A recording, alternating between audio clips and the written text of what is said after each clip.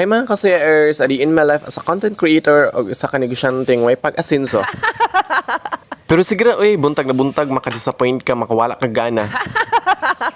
Bitaw, di na ito mga nduwi, madato-dato ta, ma-successful ta. Ang importante ka na makakaunti sa tulos sa kadlaw. Maraming importante sa mga Pinoy, di ba? So for today's video, nagtanaw-tanaw day ko sa palibot o ninggawas ko sa kong lubnganan, char. Kaya nainitan na ninyo ang Disney princess mo nang ninggawas na mo nang nakafeel na siya init diha sa sulit siyang lubnganan mo nang ninggawas na siya diha mga kasayers. Kaya ugala init dili gyud na siya mogawas siyang lubnganan nya pirte biya na niya tapulan ng tawhanan na mo ingon sa uban charis. Pagkatawa ko ba kay nganong imay mo na da pasagdi na sila oy unsa may ilahang isulti sa moha pasagdi na sila wa man na sila makuha sa moha Diyos ko naman oy.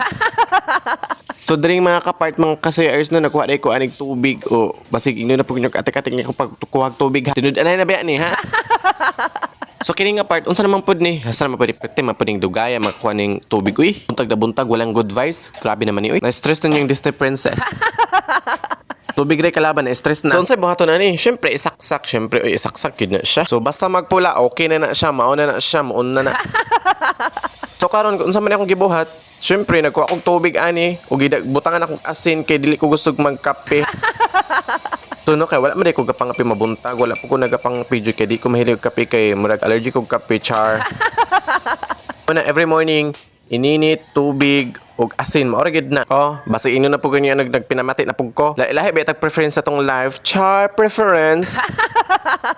Huy, di ta mo pinamati kay na yung mga kasayers. Di na lang mga nibuhigtarong kay manghimantay pas kinabuhi sa uban. Cheers, Saris. Huy, bakush.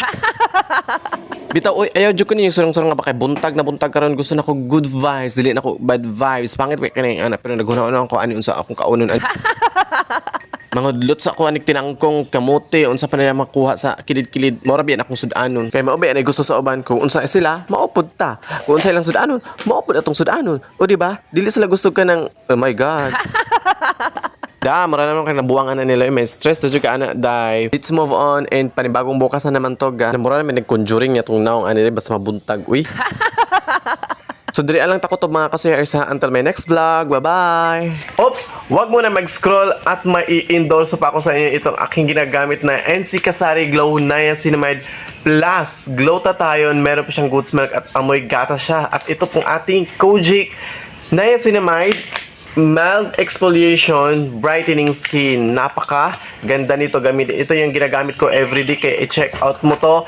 Mag-order na ngayon. Mag-comment lang dyan sa baba. At makakakuha ka nito. 160 pesos only lang to mga kasayers. Bye-bye. Mura man kog na.